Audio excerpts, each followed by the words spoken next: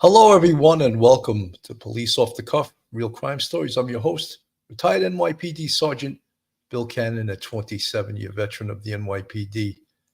Initially, folks, I wasn't going to cover this case, but I think that it's pretty important to do so, to cover it, because they talk about this case, the trial of the century, and there's the two faces of OJ there, who I incidentally knew him as a kid as this great running back. First of all, for the University of Southern California, where he won the Heisman Trophy. And then for the Buffalo Bills, where he totally destroyed my New York Jets and breaking the then NFL record of rushing for 2,000 yards in a season, in a 14-game season. So that's who we first came to know OJ Simpson as this tremendous athlete. And then he ingratiated himself as an actor, as a spokesperson, as a sportscaster. And he was one of probably the most likable people in the biz. And when he was charged with the murders of Ronald Goldman and Nicole Brown Simpson. There's Nicole Brown Simpson on the screen, and here's Ronald Goldman with his sister. It's almost like we didn't want to believe it. We didn't want to believe that this, American icon, this all Hall of Fame football player could do something so horrific. But then it became something so much bigger than OJ Simpson, Heisman Trophy winner, OJ Simpson, NFL Hall of Fame running back, OJ Simpson, actor, OJ Simpson, sportcaster, it became OJ Simpson, murderer. And when we looked into his background and we saw the domestic violence history that he had with his divorced wife, Nicole Brown Simpson, we started to believe that perhaps he was guilty of what he was charged with, And then this case, of course, became, as they described it, as the trial of the century. And this case had every possible thing wrong with it that any criminal case could have. We have a judge, Judge Lance Ito, who became famous from this case, as did everyone involved in this case become famous. My biggest criticism of him was that he allowed a homicide case to go on for 9 months. That's outrageous. Meaning he allowed too many things into the case. Even the biggest homicide cases last 6 to 8 weeks, 10 weeks maximum. You're talking 9 months. That's outrageous. And that was how he, in my opinion, let this trial get away from him and let what was known back then as the Dream Team, who you see on the screen right now, more or less do whatever they wanted to do. And he was quite, I think, intimidated by them and allowed them way too much latitude to do whatever they wanted to do with this case. So we're going to discuss this case. We're going to look at it. We're going to look at how it became sort of a barometer for racial relations in this country. And we'll speak about that, and we'll speak about the victims, the family of Ronald Goldman, the family of Nicole Brown Simpson, and how this affected not just the people that were most intimately involved in it, the family members, but people throughout this country who were glued to their TV sets for 9 months that culminated in a not guilty verdict against OJ Simpson. And we'll discuss that, how that occurred. So, folks, hold on to your hats, hold on to your seats. You're about to enter true crime from a police perspective. You're about to enter the off-the-cuff zone, the police off-the-cuff zone.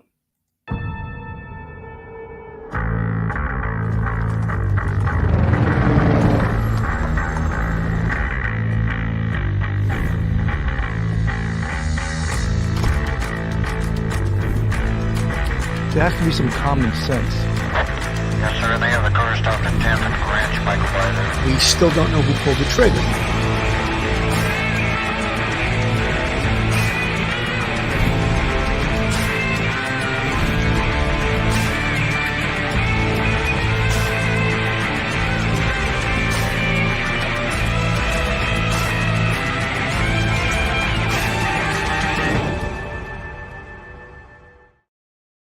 You know, according to the New York Times in an article written on yesterday, April 11th, OJ Simpson, who ran to fame on the football field, made fortunes as an All-American in movies, television, and advertising, and was acquitted of killing his former wife and her friend in a 1995 trial in Los Angeles that mesmerized the nation.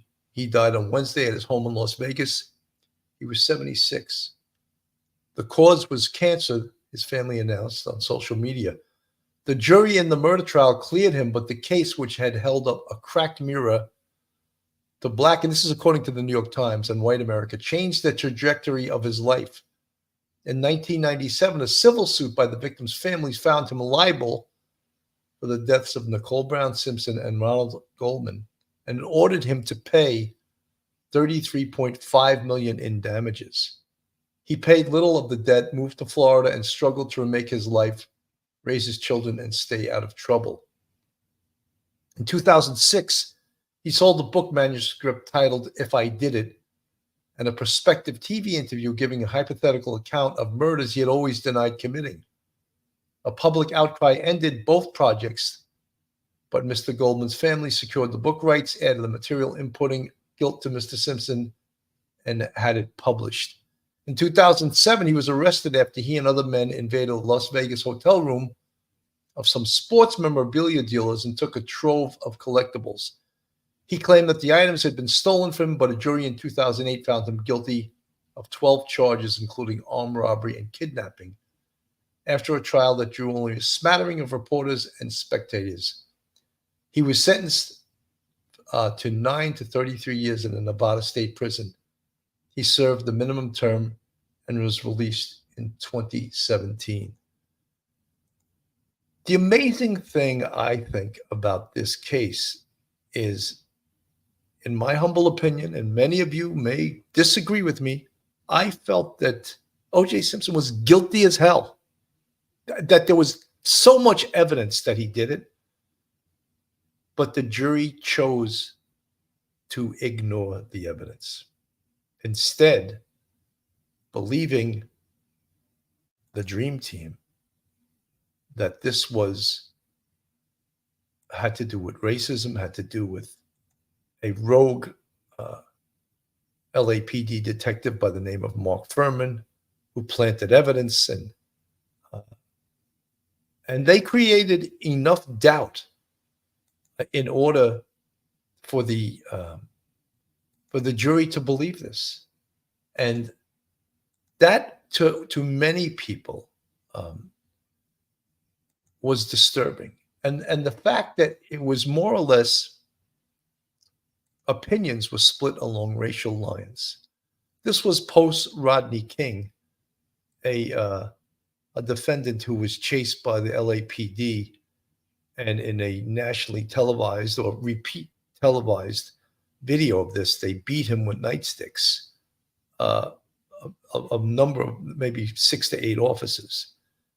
And that became the incident that at the time poured gasoline on the LA riots, and in fact started the LA riots.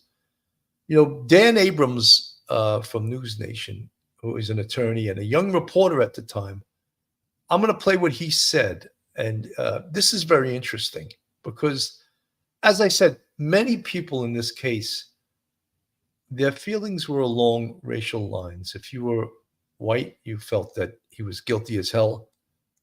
If you were black, many people felt that he was innocent. And if he was guilty, that's too bad. This is payback. And that's what I think got a little bit upsetting for people, that they saw 2 people murdered, yet that wasn't important, what had happened prior to this was more important. I want to play Dan Abrams right now. Inside the courtroom, there are many of us. The reality is his cases jump-started my career, and yet he was a murderer. It's sort of a troubling reality I've always had to live with. And I'll talk about that more in a moment. But you know, I admire Dan Abrams's honesty because he, of course, we all know OJ was acquitted, but he right here goes out and said he's a murderer. But yet many news reporters will be reluctant to say that because he was found not guilty by a court of law. But here's Dan Abrams saying he was a murderer. I was 27, not even 2 years out of law school. I was a junior reporter at Court TV. And after the Bronco chase, after the world had been watching that incident, I was just sent out to cover the initial hearing in the case, right? The preliminary hearing where they determine, is there enough evidence to send OJ Simpson to trial? And the only reason I was there is because the two main reporters at Court TV were busy on other assignments. So they needed someone to go to Los Angeles. They sent me out to cover that initial proceeding. And I had no sense that I was about to devote the next 2 years of my life to covering, you know, sort of the trial of a generation. I ended up mostly living in Los Angeles for the next 2 years, and covering the case was a bit surreal. This wasn't just a sort of a typical news story. It was much more than that. I mean, this was 9 months. And it often kind of played out like a soap opera. I mean, think about it. You know, as I said earlier, here is Dan Abrams reporting this trial was 9 months. That is unheard of.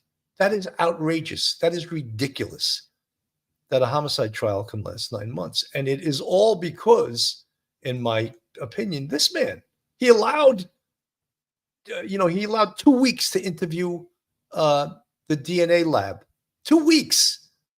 You know, in a New York trial, you'd get 3 hours to do that, not 2 weeks. And so as a result, of course, what was known as the dream team could eviscerate these lab technicians in regards to, and during this interview, the jury was sleeping. They couldn't understand half of it.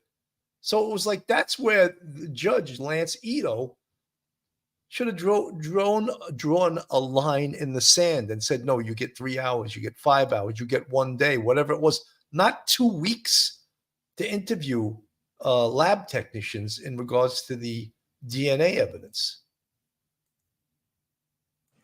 In terms of the evidence in the case, right? Forensic scientists and DNA experts became household names. Even the most minor of participants became famous. I mean, you remember Barry Scheck, he was one of the lawyers, but you remember Gary Sims or Renee Montgomery? DNA or evidence experts?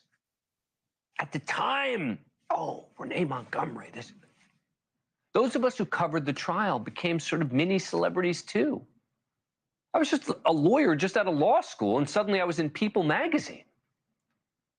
Remember, it was such a different media world then than what we have now.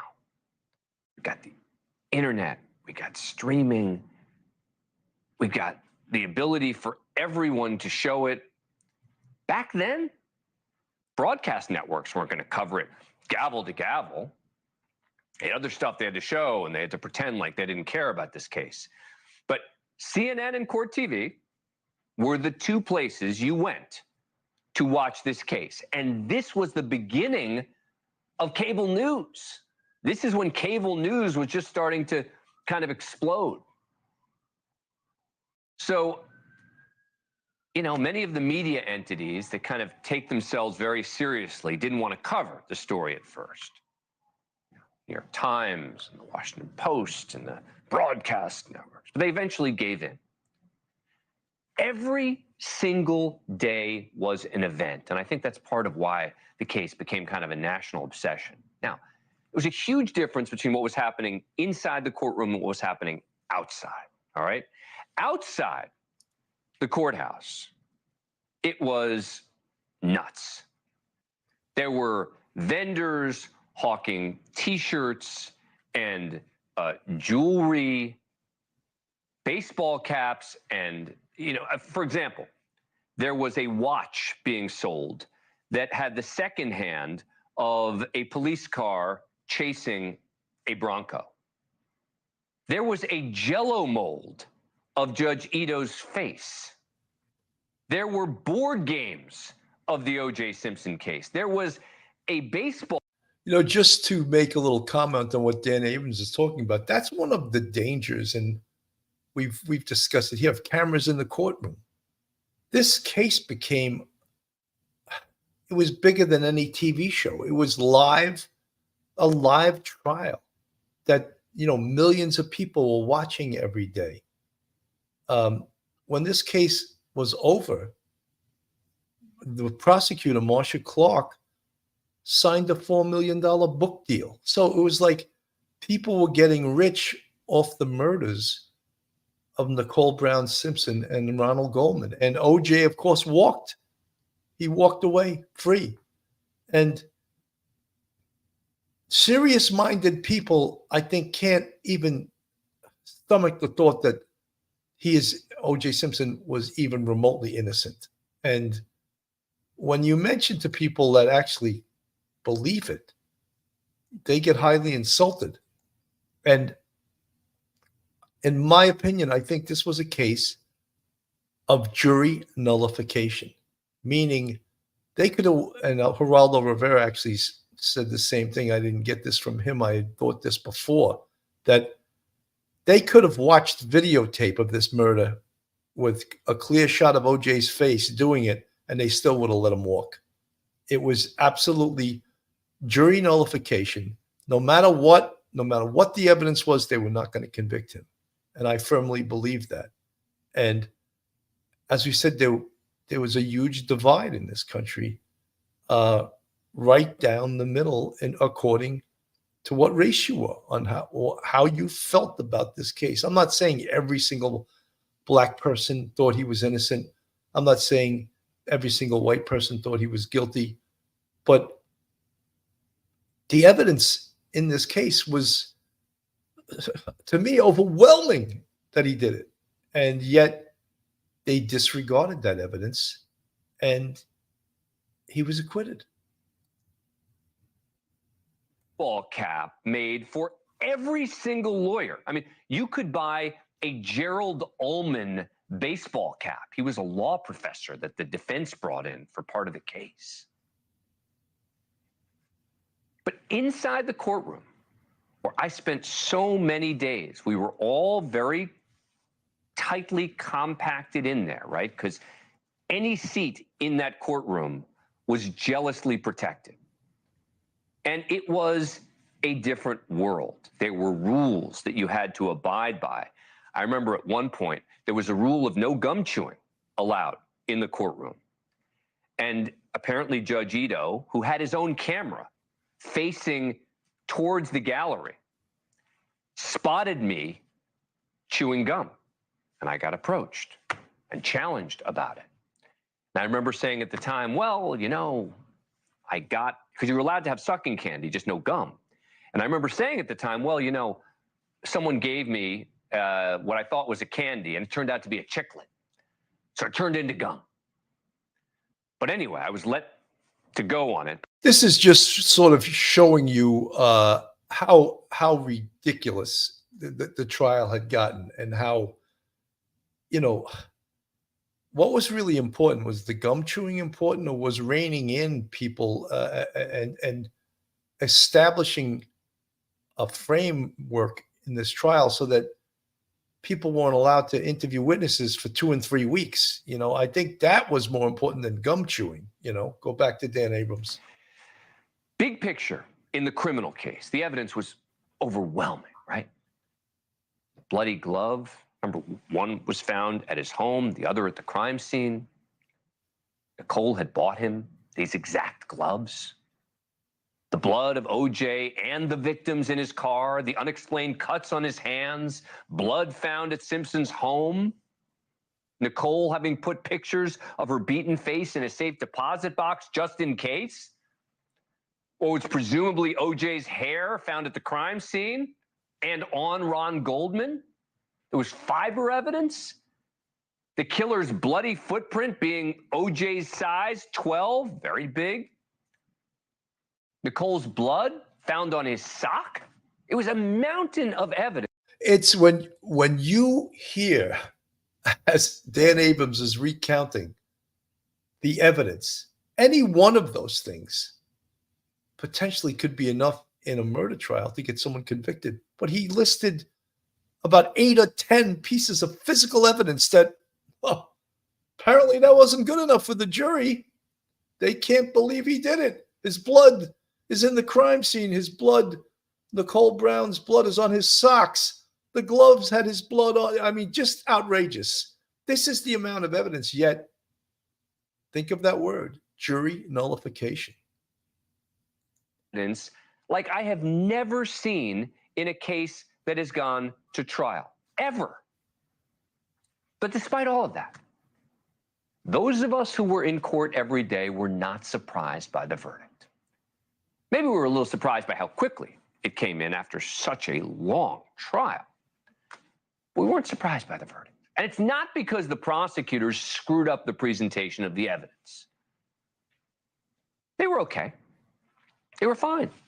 The screw up was the moment prosecutors decided to try the case in downtown LA instead of Santa Monica, and in jury selection. The big mistake that they made was they presumed that Black women in particular would relate to domestic violence. And there's no doubt that OJ Simpson had a history of domestic violence with Nicole Brown. But that did not end up being the dominant issue. The dominant issue ended up being race. It was simply too fraught a time in Los Angeles, so soon after Rodney King. Again, Marcia Clark and Chris Darden did a perfectly fine job. Yes, they shouldn't have had OJ try on the glove.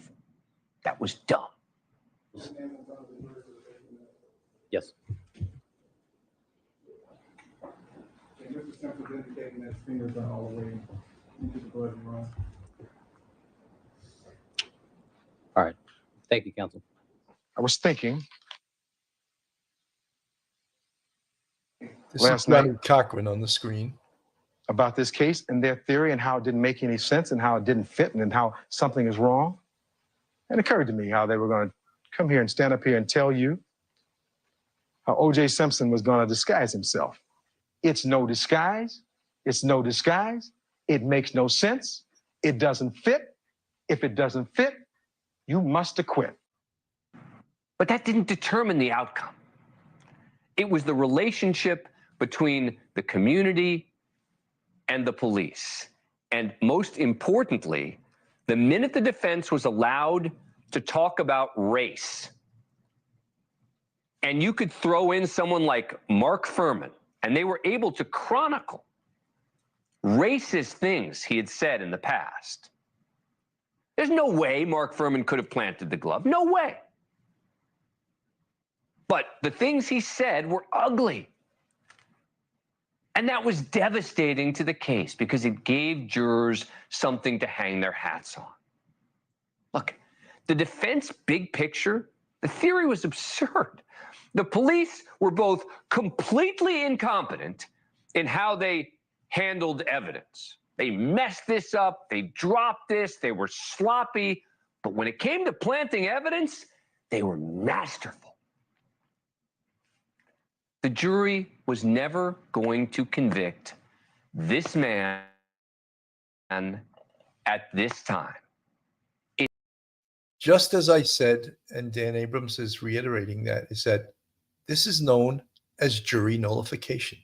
No matter what, as I said, and I think Geraldo Rivera said it, they could have watched a videotape of him committing these murders. They wouldn't have convicted them. And look, there's no doubt that, this team of attorneys were good attorneys, but they also threw in, the specter and the area that this trial was allowed to be tried in. That benefited them tremendously. There was also something earlier on in the case, and this goes to police work. And at some point, OJ was brought into the police station, and he was interviewed by Detective Lang and Venata, two old-time detectives. Had they were up there in age. They were extreme veterans. And I remember that they had interviewed him or interrogated him, whatever you want to call it, and he had a cut on his hand, which we all know that most of the time when someone stabs people, they wind up cutting themselves because the blood gets on the knife gets slippery, and the hand slides on the knife and winds up cutting the assailant also. So he had a cut like that. And that could be the cut from which his blood was found in the crime scene, was found on some items of evidence. But Lang and Venata, and again, this is 30 years ago. Basically, in the NYPD, if we had a defendant like that in the box, as we call it, he's not leaving unless he invokes counsel. He's not leaving. He's going to be in there for as long as we need to interview him. And once he says, I want an attorney, or am I under arrest?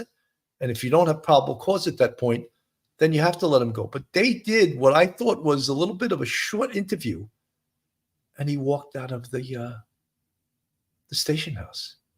And they lost a tremendous opportunity because his time frame and his answers were not truthful, but they somehow let him walk out. And I always felt, well, these were two veteran detectives. Why did they let him leave? Why did they let him walk out of that station house? And that always puzzled me. And I thought that was a missed opportunity. That simple. OJ's legal team knew just the right buttons to push, led by Johnny Cochran. Johnny became a dear friend of mine after the case. He quickly took over as OJ's lead lawyer. Johnny Cochran knew that OJ was guilty. Did he ever tell me, Dan, OJ was guilty? No, he did not. He never said those words. But in the context of conversations we had, it was clear he knew. And I think that goes for probably the entire defense team, with the exception of one person. F. Lee Bailey became very famous in the 1970s. He, I think, was a true believer. Maybe the only one on OJ's so-called dream team who actually thought OJ didn't do it. Now, obviously, there's so much focus on the criminal case today, right? Nation stopped when the criminal verdict came back in. But as I look back, I often think about the civil trial, which was really interesting in its own way. Because we had much more access to OJ Simpson during the civil trial, right? I would talk to OJ in the hallway during breaks in the case, and he would obsess over the most irrelevant details. I mean, for example, he would talk about some testimony that had happened, right? I remember there was something about when he had played golf the next day, okay? He's raging about it. That guy said that I was playing golf at 1 o'clock. I couldn't have possibly been playing golf. He knows that. It was completely irrelevant to the case itself. But what people forget is he testified in the civil case. He had to answer questions under oath, which he didn't have to do in the criminal trial. And he did terribly. And so I have a lot of people who say to me after the case, well, Dan, I had questions. Well, the jury found reasonable doubt. Okay. You cannot have any doubt after the civil case. Remember, those size 12 Bruno Magli shoes, they knew about that in the criminal case. That was the bloody footprint. They were able to identify the shoe They tried to link it back to OJ Simpson. They were close. They couldn't quite do it. OJ Simpson was asked under oath, what about Bruno Mali's shoes? Said, I never would have worn those ugly ass shoes. That was his quote. Lo and behold, before the civil trial started, the lawyers for Nicole Brown and Ron Goldman were able to find a newsletter from the Buffalo Bills, where he had played, from 8 months before the murders. And there he is, wearing the ugly shoes. So now you have the bloody footprint at the scene, size 12 OJ size, and you have him now wearing the shoes. You know, very interesting. However, that at that point, you know, wasn't going to help the criminal case. You know, we sort of posture about this stuff now, but this was all of this information, all of this evidence. So bring another wheelbarrow full of evidence. This jury would have still ignored it. They would have still ignored the evidence. And, you know, he's talking about the civil trial that went down years later. I want to play this. This was sort of interesting because I find a lot of news reporters, even to this day, they're acting as if he didn't do it, you know, because he was acquitted. And Geraldo, to his credit, on social media, made some very profound statements. And he was on Banfield talking. And I want to play it because, you know, Geraldo at one time was back in the day was a great reporter. He's up in age right now. He's, you know, he's not as good as he once was, but he has that that great depth and that great collection of all the work he's done during his life. And he's done some outstanding work. So I want to give Geraldo, we want to listen to what he said or what he wrote on social media.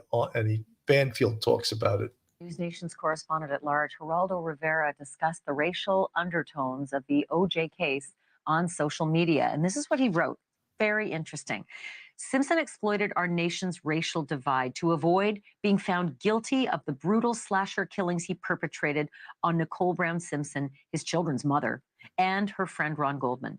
The diametrically opposed reaction in real time of the elated Black community and the outraged white community to the verdict spoke more potently about America's racial divide than any thoughtful essay ever could. And Geraldo Rivera joins me live now. Geraldo, you and I talk about so many crimes of the day, and here we are, both of us having digested this one for the last 3 decades. You also wrote, even videotape of the murders would not have been enough to convict popular Black football and Teflon media hero OJ Simpson. Do you think that this was truly the payback that juror, Carrie Bess, said 90% of her fellow panelists felt? I am not surprised. I think that it was a very profoundly moving and telling statement from the former juror. I absolutely agree with it. It's something that you sense. It was really choosing up sides, whether it was in a university or in a business or a man on the street, even in prisons, everywhere. There was cheering and tears. It was a horribly, profoundly divisive verdict, a moment in time, a moment in history.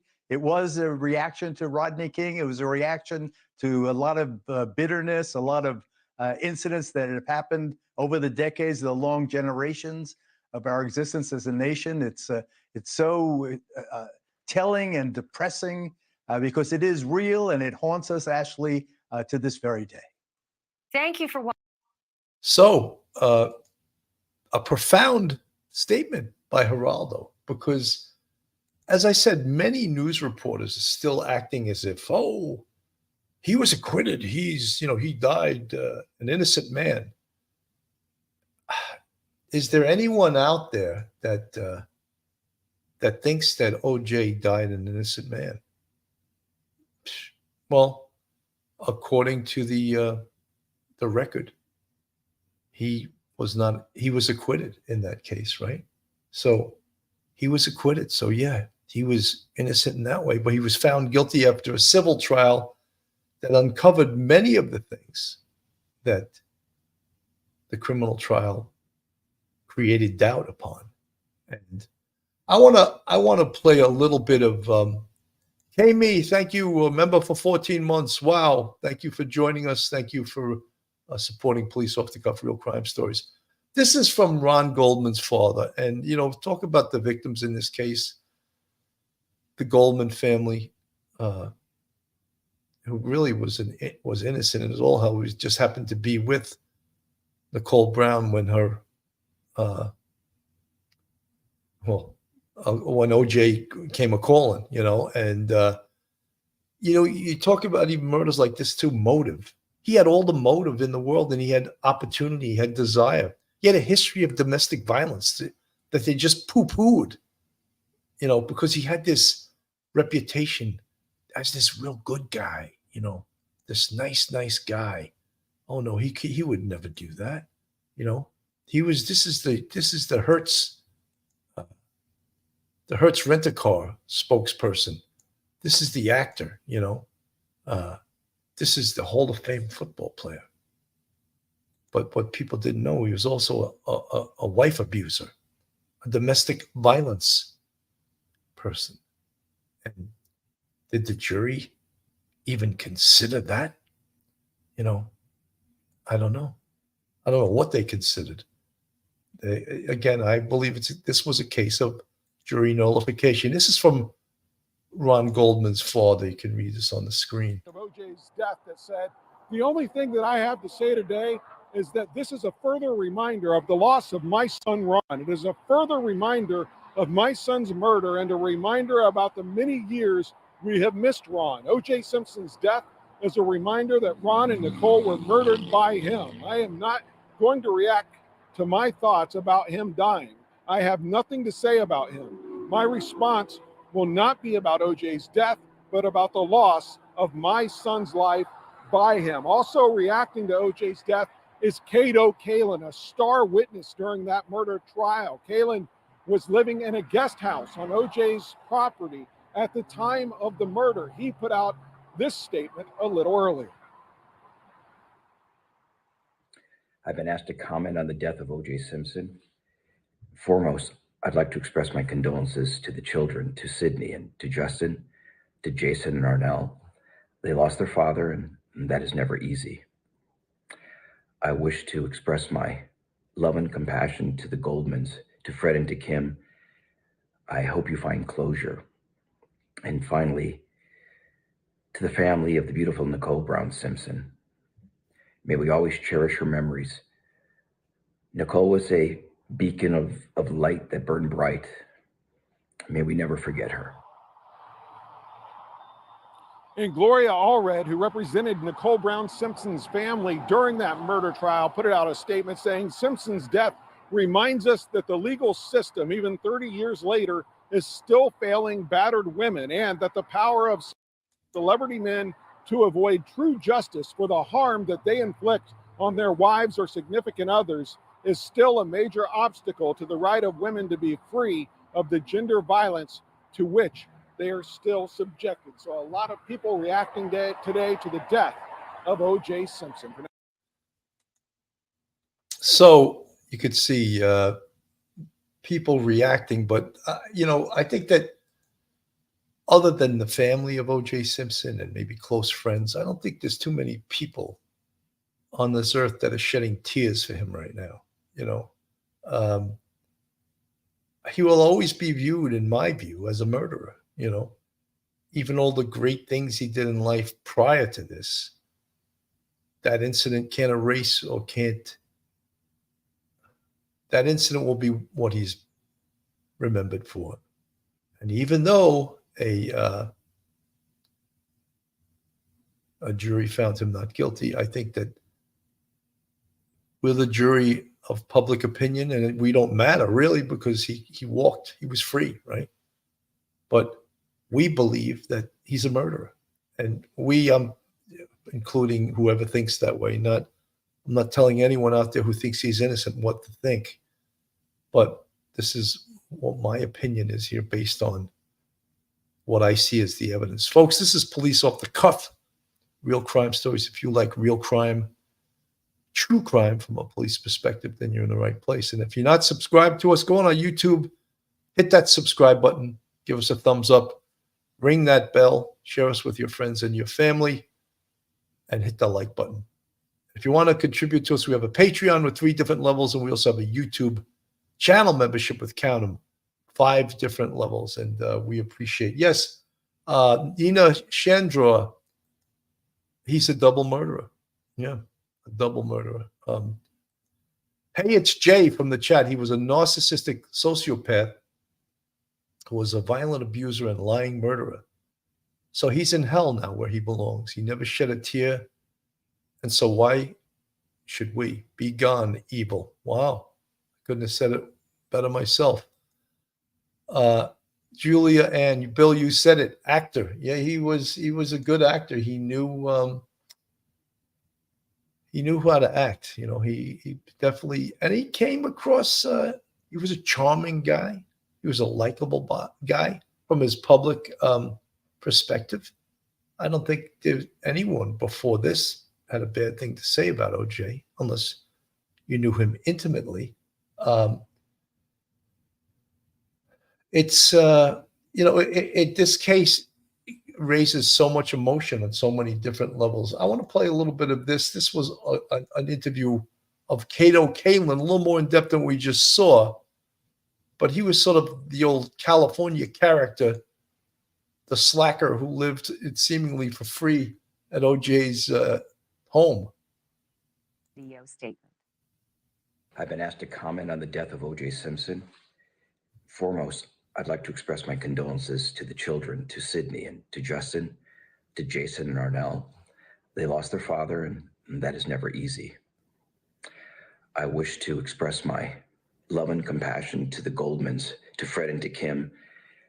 I hope you find closure. And finally, to the family of the beautiful Nicole Brown Simpson.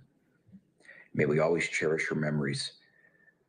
Nicole was a beacon of light that burned bright. May we never forget her. And Kato Kaelin is kind enough to join me live now in this News Nation exclusive. Kato, it's good to see you again. Thank you so much for agreeing to be on the program tonight. Hello.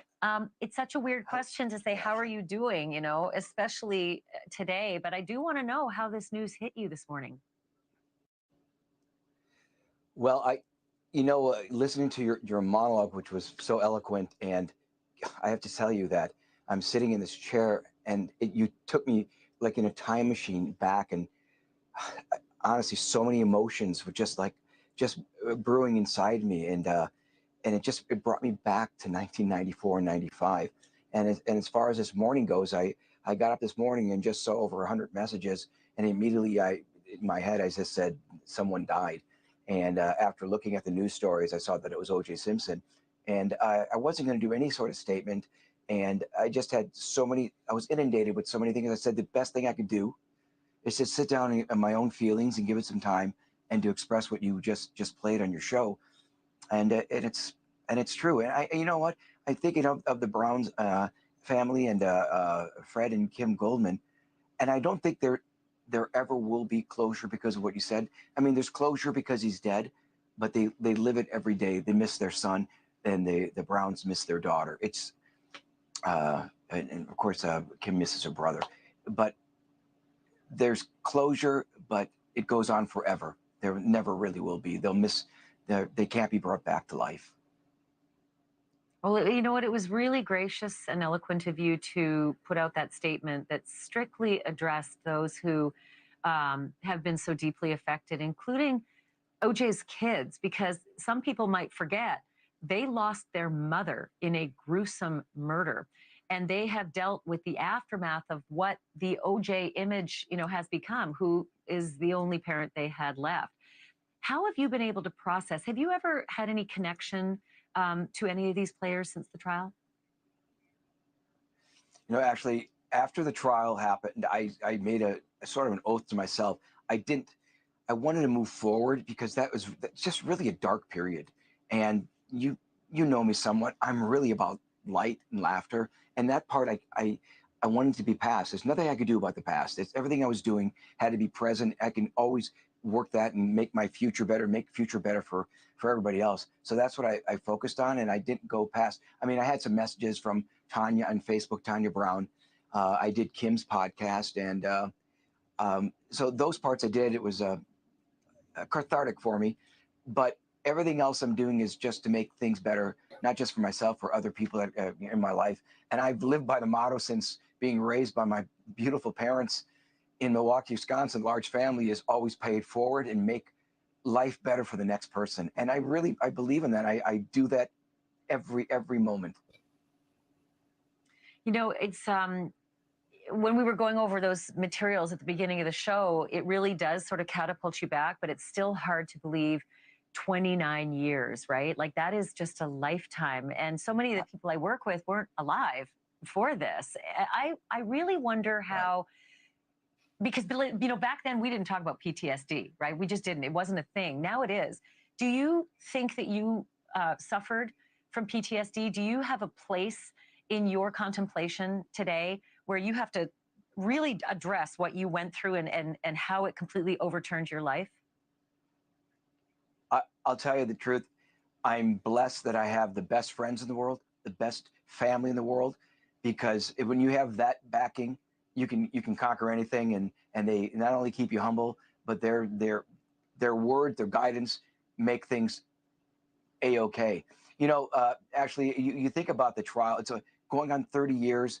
What happened, and I really believe that it will go on forever, long before I'm passed, because it's a template of that trial, and everything's going to be compared to that trial.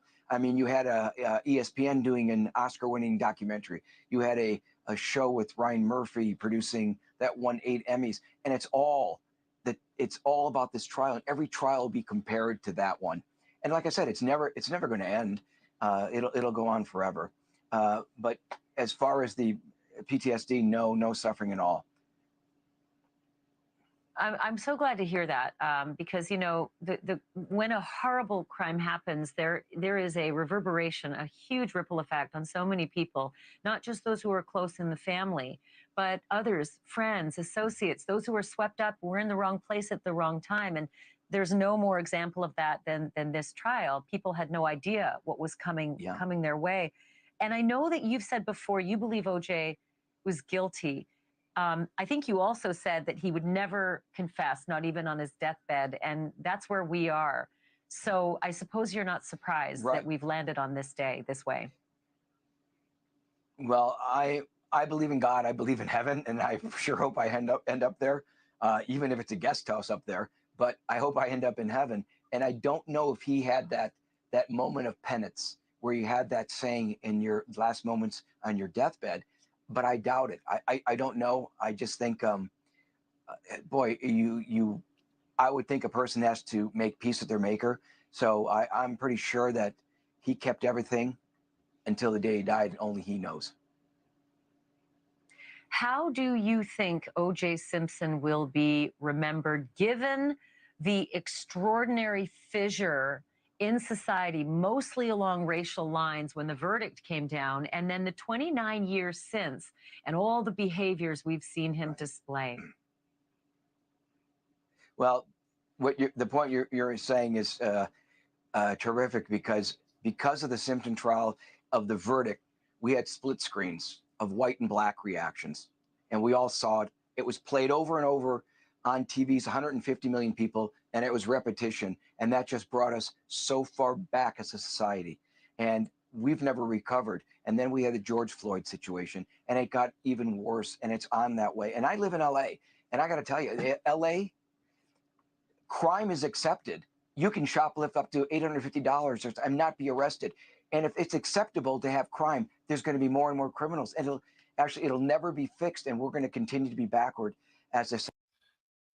You know, what he's talking about is sort of sad. The George Floyd incident, which was the recent incident, which has led to sort of a bigger racial divide than we had even before that, which we go back almost 30 years to the OJ Simpson trial.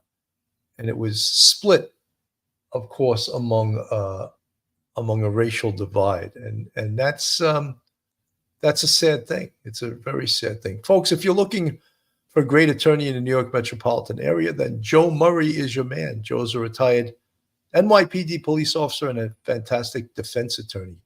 You can reach Joe on his cell phone at 718-514-3855. Email him at joe@jmurray-law.com. I'll go on his website, jmurray-law.com. Not only is Joe a fantastic defense attorney, but a huge supporter of the Police Off the Cuff podcast, and we appreciate everything Joe has done for us. You know, there was another thing that was very interesting in this case, and that was the book that OJ Simpson attempted to write, and it was entitled If I Did It. And he was supposed to tell his story to a ghostwriter. And apparently it fell apart when the civil case, of course, hit, and any money he made would go to the Goldmans and the people, Nicole Brown Simpson's family, in regards to any money that he could potentially make off that. I want to play a little bit of the ghostwriter because he also, in writing this book, and actually he was a witness at the trial, felt that OJ Simpson was guilty. Well, what happened was I got a call from the publisher, Judith Regan, and she said she had this project with OJ, and I said, you know, I testified against him. I'm completely the wrong guy for this project.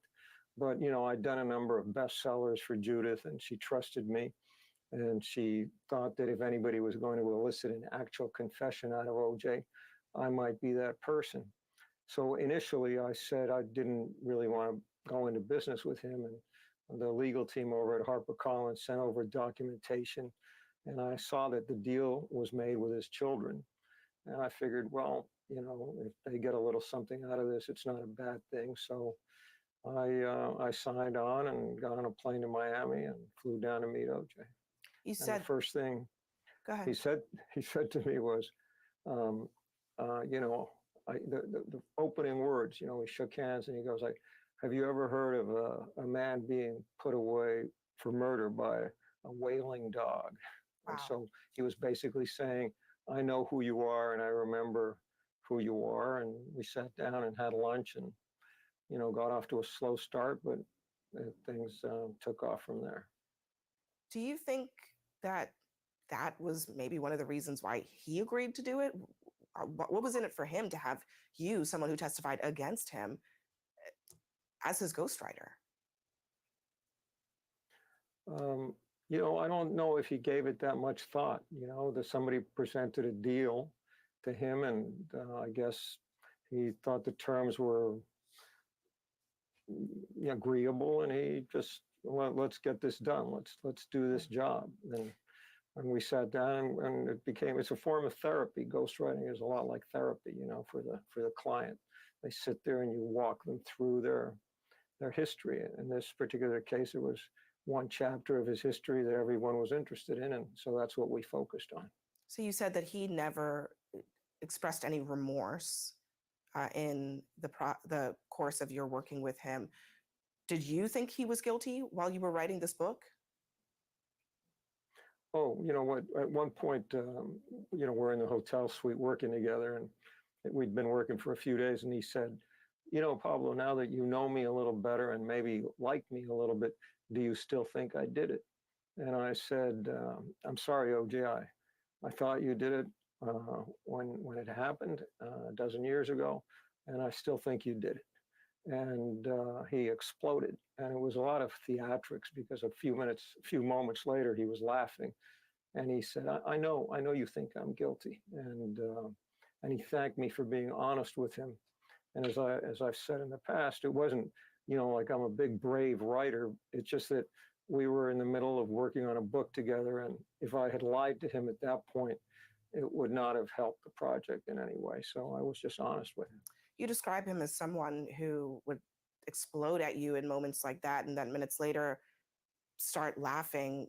I mean, explain to us what kind of person, someone who spent a lot of time in book therapy with him, what kind of person really is OJ Simpson? Well, for a while, I thought, maybe there was a lot of cognitive dissonance there, and that maybe he really didn't think he had done it. But the more time I spent with him, the more I felt that he knew he had done it, because as we got closer to that chapter on the murders, it became harder and harder for him to deal with. I mean, it was a real struggle. I mean, he never fell apart, and he didn't cry, but he was angry and worked up as we got to that chapter. He kept saying, "I hate this chapter. I hate this chapter. Do we have to do this chapter?" And I said, "That's the only reason we're doing the book. It's this chapter." This chapter. But the other chapter thing that about I the thought was murders. interesting, the chapter about the murders, and the other thing that I thought was interesting is, he, in the book, when he talked about meeting Nicole, it was incredibly romantic, a young waitress in a coffee shop in Beverly Hills. And then, as we got deeper into sort of the marital issues and the abuse, he was just getting angrier and angrier, and, saying they turned me into the poster boy for wife abuse. And he basically was murdering her character in the book. Everything that went wrong in the marriage was her fault, and there was this sort of weird sense that he was saying, if I did it, she had it coming, and that was really chilling to me. And Wow. it was it just showed what I was dealing with. He at some point tried to turn the public against you. Why? Well, I thought that was, I'm sorry, I found it kind of amusing. What happened was the National Enquirer broke the news about the book, and suddenly there was like a storm, and the Goldmans were on, on the TV every day decrying the people who were involved in the book, and it wasn't pleasant. It didn't really affect me. I have a complete other life outside of the book business, but OJ decided, if the book is a confession, maybe Pablo did it. I mean, he lives just, 50 yards from Nicole's house. So, and he seems to know so much about the murder. So he basically was throwing me under the bus a little bit. Crazy, right? I'm sorry, that was the interview of Pablo Fenges, who wrote the book. If I did it, this is how I would have done it, and the whole concept was crazy. So, folks, that's about all I'm going to cover on this. I mean, there was this case for those that maybe were too young to appreciate it. There it goes, the thumbnail on the screen. OJ Simpson is dead at the age of 76, and how he will be remembered, I think he'll be remembered as a murderer, regardless of what you remember of this trial and what you see on the screen, the dream team. I want to also say I find it a little bit disturbing, and maybe it's naive of me, but to think that an attorney knows you're a murderer, but still, I guess that's their job. They still give you the best defense, even though they know in their heart you did it. And I think all of these attorneys that you see on the screen there, Johnny Cochran, Robert Shapiro, is the Kardashian dad sitting between F. Lee Bailey and OJ. F. Lee Bailey, they said he was the only attorney that believed that OJ actually was innocent. When you think about it, even when he did get acquitted, there was nothing funny or joyful about it. He got off. Yeah, he got off. So another murderer walking free out there. That's the way I looked at it. And again, if you think that he's innocent, you can think whatever you want. I think that this jury, I don't know if I could say they were probably the stupidest jury ever assembled, or that they knew what they were doing. They were smart, and they just wouldn't convict no matter how much evidence was there. But if they actually really saw all that evidence and took it in and they still acquitted it, then I would say you're the stupidest jury that ever sat in a jury box in the history of mankind, you know. Anyway, that's the show, folks. Thanks for tuning in. I'm Bill Cannon, Police Off the Cuff, Real Crime Stories. Have a great day, everyone. One episode just ain't enough.